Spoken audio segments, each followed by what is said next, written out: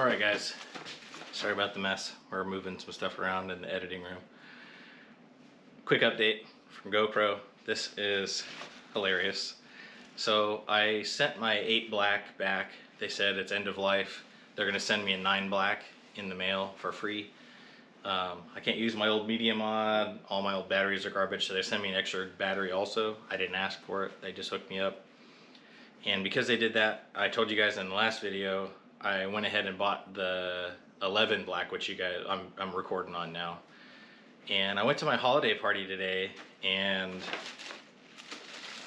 I put in for the raffle and look what I win. I got another 9 black. So I guess we'll have some different angles to shoot from in the future, or maybe 3 times as long runtime. I'm not sure, but I won't have to change the battery for a while. I'm gonna try to get one of those David Manning as a guy that does reviews for camera footage and all kinds of camera stuff. You should go check out his YouTube channel. I'll put a link up here. And he showed us this aluminum mount that you can put multiple GoPros on. So I'll show you guys that if I buy that thing. And Merry Christmas, guys.